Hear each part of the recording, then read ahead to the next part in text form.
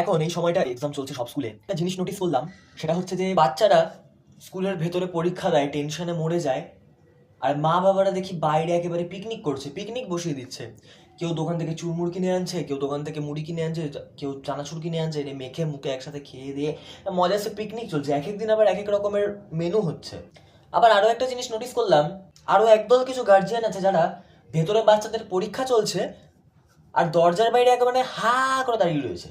এমন ভাবে দাঁড়িয়ে রয়েছে যেন দেখে মনে হয় যে 2 টাকার টিকিটের বিনিময়ে পিসিমণিকে দেখার সুযোগ করে দেওয়া হয়েছে, ছোঁয়ার সুযোগ করে দেওয়া হয়েছে, এরকম হা করে তাকিয়ে রয়েছে। আর আরেক দল গার্জিয়ান দেখলাম যারা বাচ্চার থেকেও তারা বেশি টেনশনে রয়েছে। কিরকম ব্যাপারটা, যে পরীক্ষায় কোশ্চেন আসছে, বাইরে বেরিয়ে গার্জিয়ান দেখছে কোশ্চেনটা, বাচ্চাটা হয়তো অ্যান্সার জানে না কি মানে কি হবে অ্যান্সারটা, কিন্তু ভাই গার্জিয়ানটার পুরো মুখস্থ অ্যান্সার, বলছে এটার অ্যান্সার এটা হবে, তুই এটা লিখিস নি। ইভেন যে বড় কোশ্চেন হয় 5 মার্কসের, সেগুলোও মুখস্থ ভাই বলে দিচ্ছে, হর হর করে ভাই মুখস্থ বলে দিচ্ছে ছেলেটা।